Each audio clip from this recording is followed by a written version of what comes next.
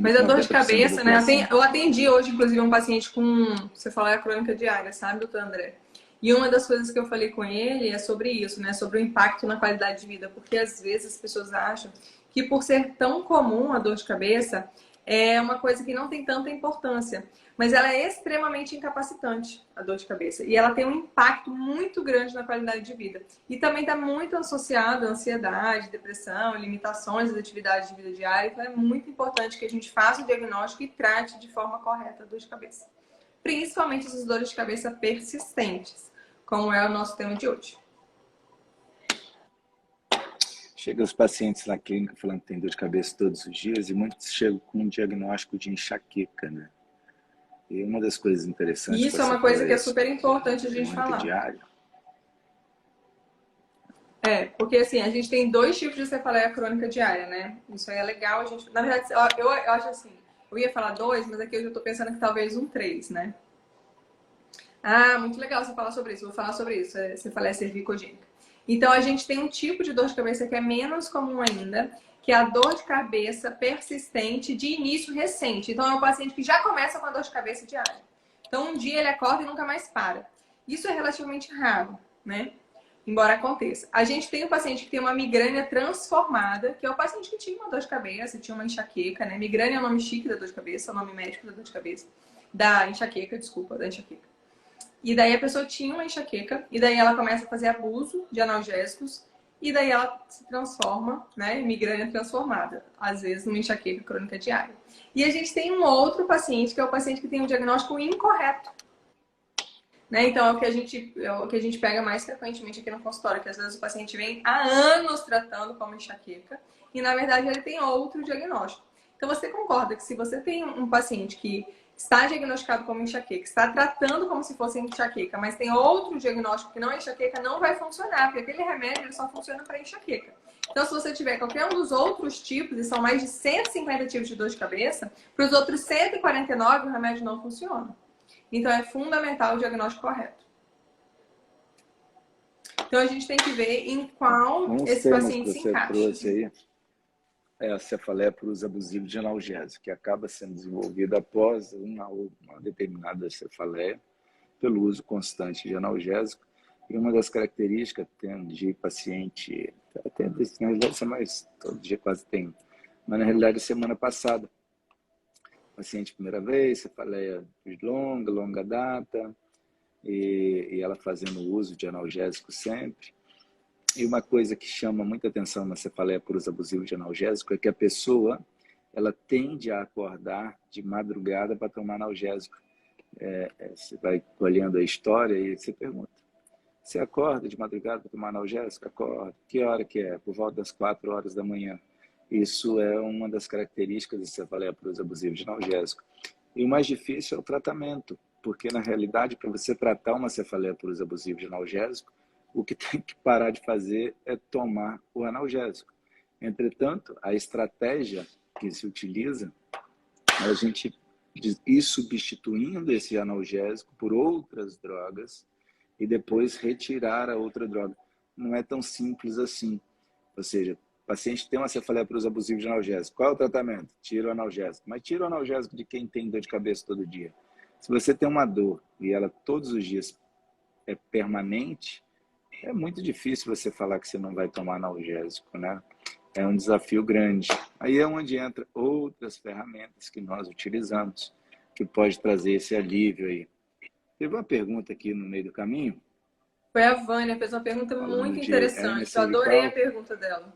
Porque ela falou que então, ela tem dor de então cabeça há pulei. 20 anos por causa da doença celíaca. E, de fato, a intolerância ao glúten, né, e a doença celíaca, ela pode ser causa de dor de cabeça, né? Então, eu achei Outra isso não apareceu incrível, também, porque não. tem várias coisas que a gente precisa investigar quando a gente está falando de dor de cabeça. Tá aqui. Tá. A doença celíaca, ela é uma doença relacionada diretamente ao glúten, né? E hoje a gente sabe que vamos dizer assim que, de uma maneira para compreensão, existe vários níveis de intolerância ao glúten, né? Nós temos uma molécula que ela foi muito modificada e a grande maioria das pessoas grande maioria não, alguma porcentagem das pessoas tem problema com essa molécula, que é o glúten, que é com essa proteína, e geram efeitos diversos.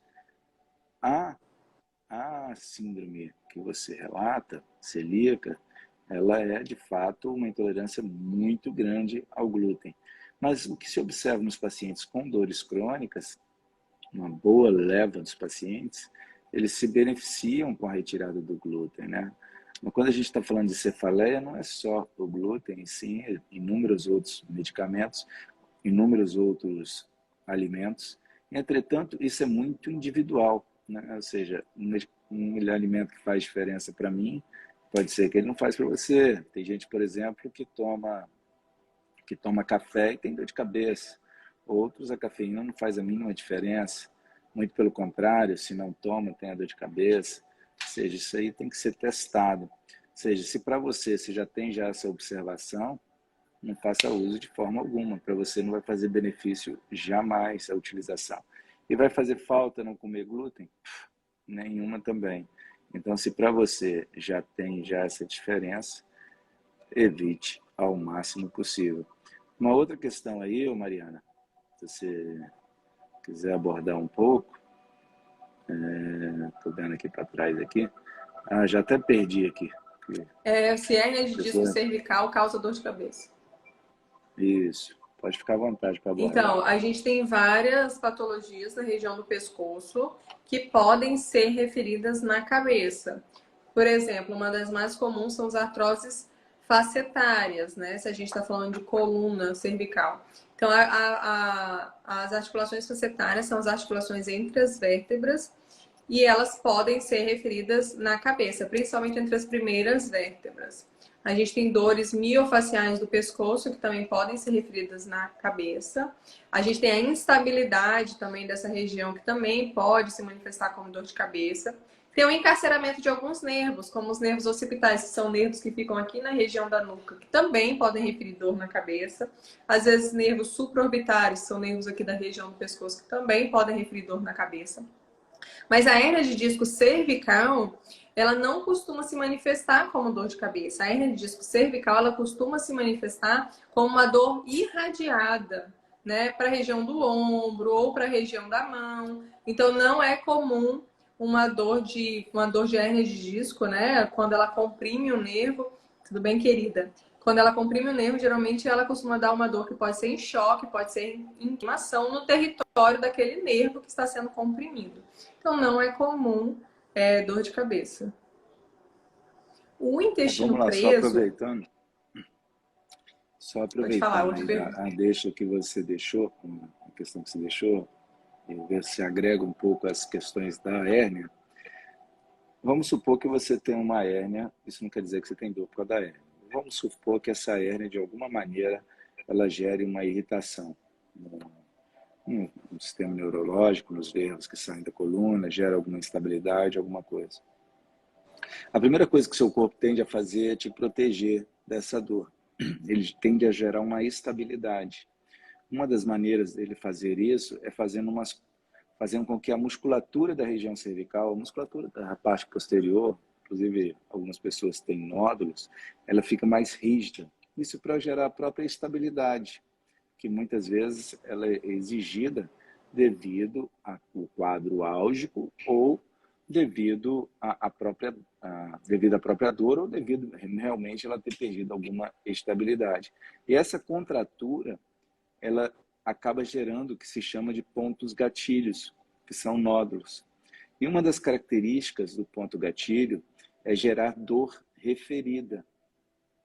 Ou seja, você tem um nódulo na região cervical, essa dor pode ser na região temporal, isso é dor referida. E como é que você sabe disso? Você sabe disso que você estimula, isso se faz com o paciente dentro do consultório, no exame físico, a gente palpa o nódulo, faz um estímulo nele, um estímulo compressivo, e pergunta se ele está sentindo dor. Em outro local, se simula a dor dele. E muitas vezes essa dor, ele fala, não, está doendo a minha cabeça, que é exatamente a minha dor. Ou não, ou às vezes a dor desce para o braço, ou às vezes a dor desce para o meio das costas, dependendo do nódulo estimulado. Então, Não necessariamente a dor ela é proveniente da hérnia, até porque, como a Mariana falou, de um modo geral, até as hérnias altas, ela tende a dar dor na região cervical e no ombro. As hérnias um pouco mais baixas, elas tendem a dar dor na região da mão, do braço, não na cabeça de forma direta, mas existem nervos que saem dali que podem estar sendo comprimidos, principalmente, mas aí são bem altos, C2, C3, que pode aí estimular esses ramos occipitais que eu estava falando, que gera uma dor da nuca, que vai até para a parte anterior. Mas eu acredito que esteja mais relacionada aos pontos gatilho, aos nódulos, e que é possível tratar. A outra pergunta que você estava falando aí, Mariana, que você ia pegando o Uma gancho aí, pergunta que era mesmo? muito boa. Pergunta excelente. A pessoa perguntou, não lembro mais o nome da pessoa, se você quiser voltar aí para dar uma procurada, se intestino Não sei preso qual pode pergunta. provocar cefaleia. Intestino preto provoca tudo na vida. Você viu alguém já enfesado? Como é que é? Mas falei para falar. Então, hoje a gente entende que o intestino assim, hoje eu ia falar o segundo cérebro, né? Mas quase o primeiro, porque é o principal local de produção de serotonina do nosso corpo. Então, o intestino ele está relacionado, ei, Zezé, querida, você mesmo. Ele está relacionado a N processos do nosso corpo, dentre eles os processos de dores, porque a serotonina é um dos principais mediadores de parar a dor no nosso corpo, né? Um dos principais mediadores inibitórios da dor, então está muito relacionado. A gente tem os processos de ansiedade, de depressão, de inflamação crônica, né? E a doença e a enxaqueca é um processo que também está relacionado à inflamação crônica, então tem tudo a ver. Então, assim, hoje a gente fala que intestino é fundamental. Não tem como você tratar qualquer dor crônica se você não trata o intestino. Então, assim, não que ele seja a causa, né? Assim, é muito difícil a gente falar.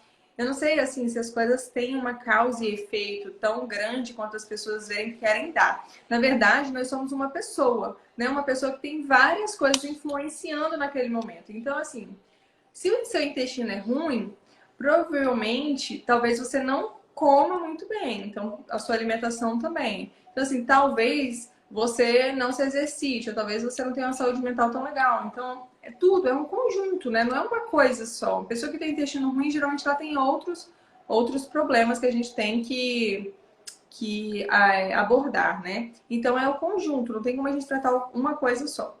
Eu costumo dizer sempre que enxaqueca não é para quem pode, né? Não é para quem quer, é para quem pode. Então a enxaqueca ela tem um componente genético grande, mas a gente tem várias coisas influenciando, né? Que são os gatilhos. Então assim, o intestino é um gatilho, o sono é um gatilho, a alimentação é um gatilho, o estresse crônico é um gatilho, as questões mentais são gatilhos. Então, assim, em relação ao intestino, Zezé, uma das coisas que a gente tem que pensar em primeiro lugar é a alimentação. Como é que tá a sua alimentação? Será que você tá comendo direitinho? Porque a gente tem bichinhos bons e bichinhos maus no intestino, né? E daí, às vezes, as pessoas acham que vão resolver o problema comendo os bichinhos bons, que são os probióticos. Mas a gente tem que ter os pré-bióticos, que são o alimento do bichinho bom. Se a gente come coisas não tão legais, às vezes alimentos ricos em xenobióticos, industrializados, condimentados, ou então muito açúcar.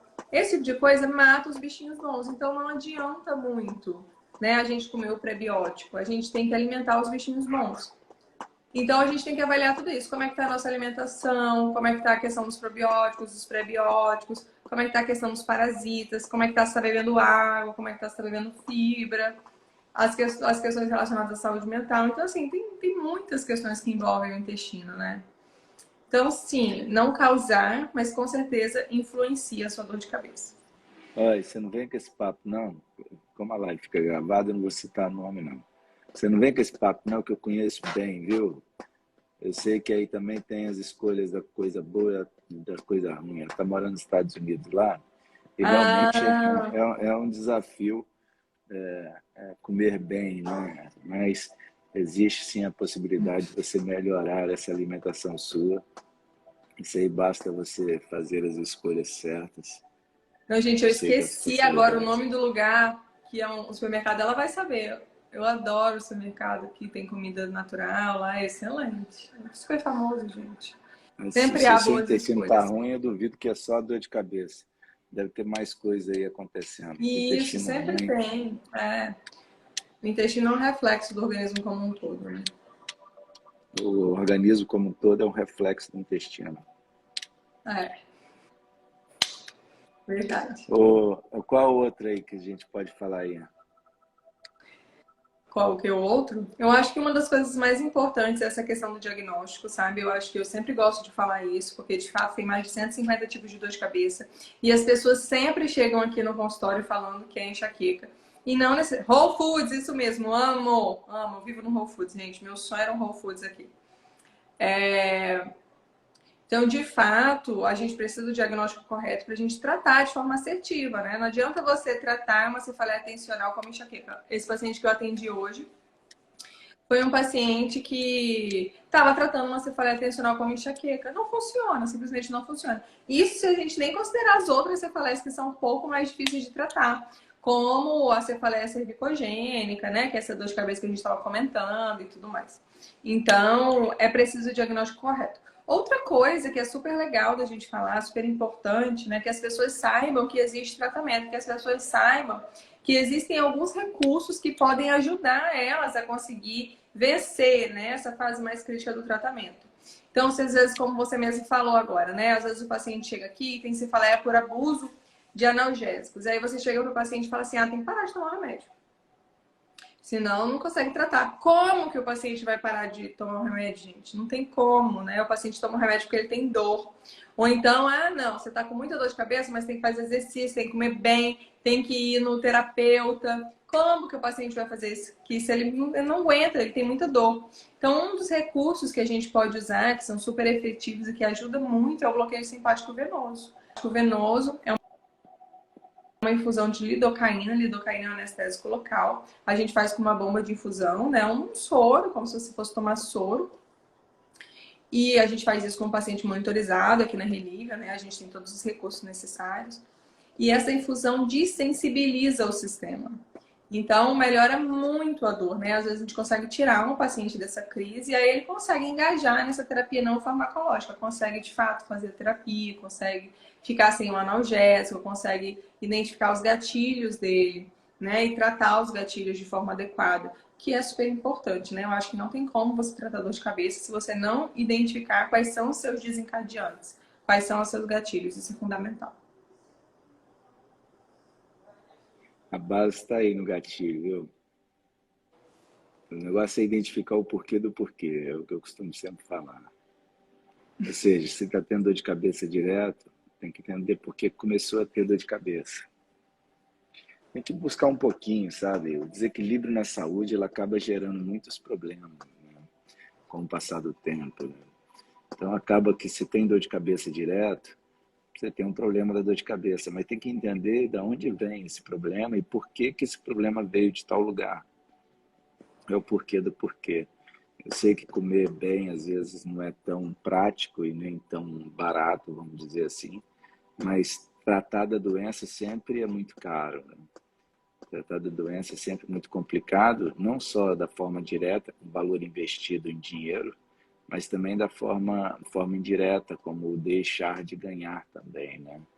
E como, por exemplo, quem trabalha no salão de beleza e que depende muito das mãos e do braço, da cabeça, a partir do momento que você começa a ter muita dor, muito das atividades que você faria de maneira laboral, sei lá, você deveria mexer, sei lá, 10 cabelos por dia, você começa a mexer com 5, 4, 3, 6, ou seja, já tem uma perda indireta aí devido aos problemas. Então, cuidar da saúde sempre é a melhor maneira de você estar preparado para tratar qualquer patologia. Eu sei que muitas vezes o gasto direto ele é um pouco mais caro, porque comer mal realmente é muito mais barato, né? Comer mal é barato, financeiramente, né? Você comer biscoito, comer pão, essas coisas, né? Acaba sendo, tomar refrigerante, acaba sendo muito mais barato. Mas a médio e longo prazo acaba sendo um pouco mais oneroso, sim, porque tratar da saúde, ela é algo, tratar da doença é algo, de certa forma, caro. A gente pega tratamentos que a gente faz na instituição, e quando você vai tratar de uma maneira correta ou preconizada, realmente o gasto monetário ele é um pouco elevado, sim, tem que reconhecer. Então, para evitar isso, a melhor maneira é estar cuidando bem da saúde. Até porque quando a pessoa está bem cuidada da saúde, acaba se vomitando, vomitando.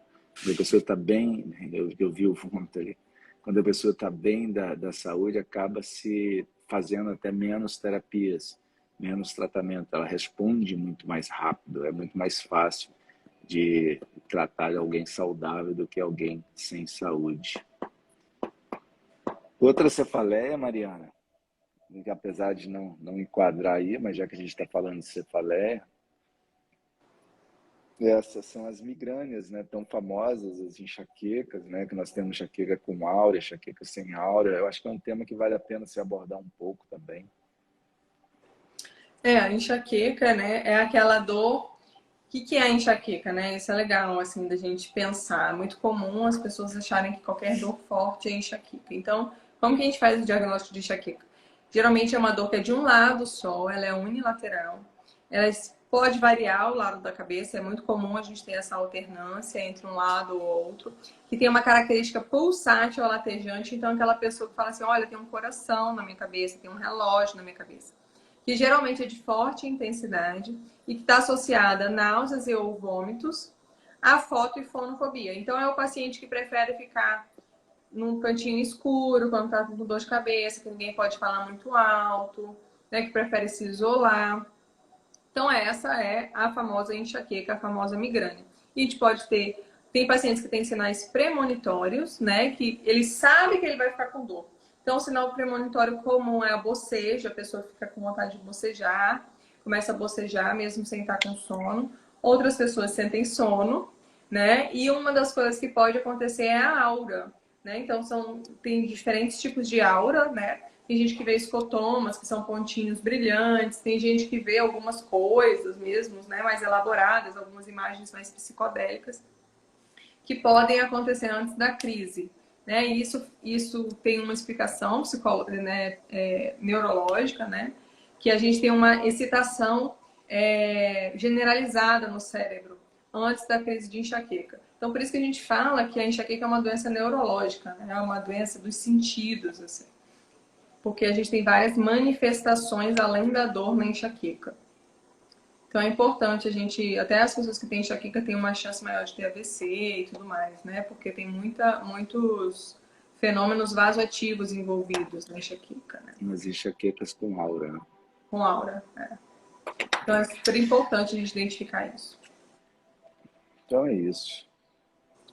Sempre muito bom estar aqui, viu? Uma outra coisa Batendo que é legal a ponto aqui gente nessa falar, coisa. sabe, doutor André? Que uma das coisas que tem maior evidência para o tratamento da enxaqueca, que eu sempre gosto de falar, na verdade, assim, das dores de cabeça de forma geral, mas na enxaqueca e na cefaleia tensional, que são as mais comuns. Isso é legal também, porque a dor de cabeça mais comum não é a enxaqueca, é a cefaleia tensional, que é aquela cefaleia em peso, em aperto, que nem sempre é tão forte, né? A pessoa fala assim, ah, tô com uma dorzinha de cabeça, então é uma dor de mais fraca para moderada intensidade, que está mais associada ao estresse, à tensão, que não tem tantos sintomas, então nem sempre tem náusea, tem vômito, né? Às vezes é mais na cabeça toda ou mais na frente, geralmente é bilateral. Então tem uma característica diferente da dor da enxaqueca e é muito mais comum que a enxaqueca.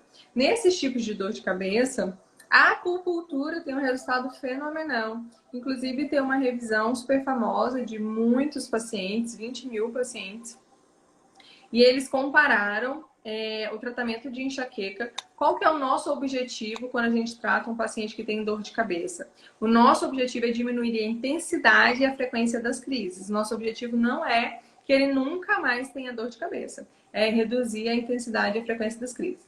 Então, eles compararam um grupo que tomou os remédios mais comuns que a gente usa normalmente como profiláticos, que são, eles compararam nortriptilina e um beta-bloqueador, que são os dois mais comuns.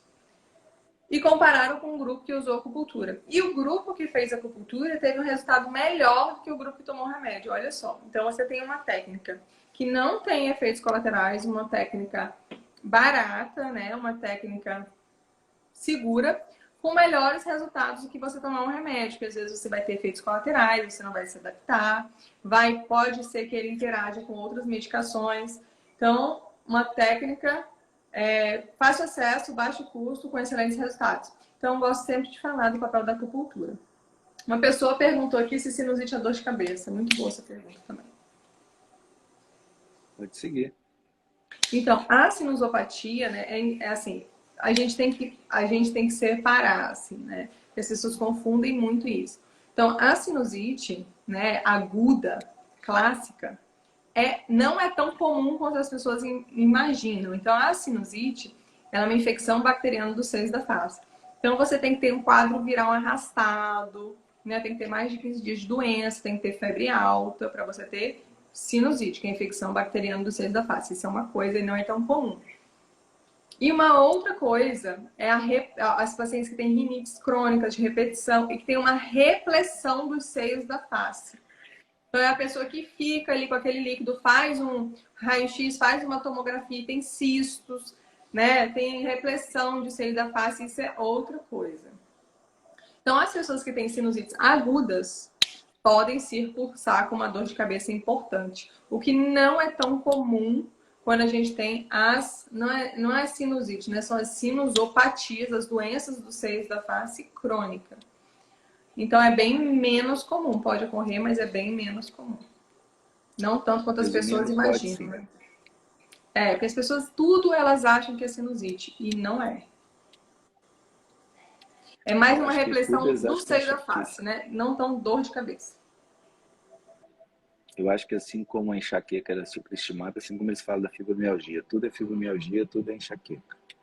Toda dor na Exato. cabeça é enxaqueca, toda dor no corpo, que não sabe falar de onde é, fala que é Uma coisa que fibromialgia. sinusite, assim, que a pessoa pode ver se é sinusite, né? Que é clássico da sinusite, é você abaixar e sentir dor, né? Isso é bem característico. Você sente aquele peso assim no seio da face, isso é bem característico. Porque é a doença do seio da face. Então, se você tiver uma repressão no seio esfenoidal, que é o seio da face que a gente tem aqui, você pode sentir, mas você vai sentir mais esse peso e mais quando você abaixa a cabeça. Não Muito bem. enxaqueca. Muito bem. Considerações finais, doutora Mariana? Bom, então é isso. Eu acho que a mensagem que eu quero deixar aqui para vocês. Quero agradecer em primeiro lugar, né, a todo mundo que participou da nossa live. Eu sempre fico muito feliz de ver tantas pessoas aqui. É uma alegria imensa compartilhar esse momento com vocês. E a mensagem que eu quero deixar é que existem mais de 150 tipos de dor de cabeça. Então, o fundamental, se você puder levar dessa live uma mensagem, a mensagem que eu quero levar, eu quero que você leve para casa, é que você descubra qual é o seu tipo de dor de cabeça. Para você descobrir o seu tipo de dor de cabeça, procure um médico da dor, né? Que só ele é a pessoa mais indicada, ou um neurologista também, né? Que seja um cefaliatra. É a pessoa mais indicada para te dar um diagnóstico correto da sua dor de cabeça, porque somente se você tiver um diagnóstico correto você vai tratar. Se você está tratando a sua cefaleia tensional como enxaqueca, não vai funcionar. Se você está tratando a sua cefaleia cervicogênica como enxaqueca, o resultado não vai ser legal. Então procure um profissional especializado que possa te dar um diagnóstico correto para que você possa ter um tratamento assertivo. Então é isso. Opções terapêuticas tem diversas. A opção Muitas. medicamentosa é somente uma delas. Existe a acupuntura, existe a fisioterapia, existe cefaleias por distúrbio de ATM, por aí segue. Cefaleias de origem da cervical. Existem as terapias intervencionistas, em que a gente faz bloqueio de determinados nervos, por exemplo, nervos occipitais, esfenopalatina, nervo trigêmeo, tudo isso são possíveis de ser feito. Existem terapias um pouco mais tecnológicas, como a magnetoterapia, que é uma outra terapia interessante, que tem bons resultados dentro da cefaleia. Para ser sincero, dessa técnica, eu acho que a melhor utilização para ela é a cefaleia. E no mais é isso. Pessoal, mais uma vez, muito obrigado. Sempre é muito bom estar aqui com vocês. O que eu posso desejar para vocês é uma semana... quem chegou aí foi alguém que disse que vai participar da live conosco, Vamos ver se ela participa da próxima live. contando as histórias Nossa dela de convidada vida. especial. Então, o que eu posso desejar para vocês é uma semana tranquila, uma semana abençoada. Que Deus esteja cuidando de cada um de vocês, de cada um da família de vocês. E segunda-feira que vem, às 19 horas, se Deus Só bem. permitir E se o Instagram não for bloqueado, estaremos aqui. Apesar que aqui não tem nenhuma polêmica, então o Instagram deixa a gente falar, deixa a gente se expressar. Então, segunda-feira que vem, às 19 horas, muitas pessoas queridas e amadas por mim verdadeiramente, que eu tenho muito carinho, sempre muito bom podê-las reencontrar aqui, pelo menos por um pouquinho à distância, né? É sempre prazeroso, viu? Tem uma que dá uma risada muito gostosa, que a gente teve junto no evento, que foi incrível. Eu aposto que ela está fazendo isso na casa dela também agora, acordando até o vizinho, chamando atenção. E é isso. Sempre um prazer Beijo. enorme. Que Deus abençoe vocês e até semana que vem.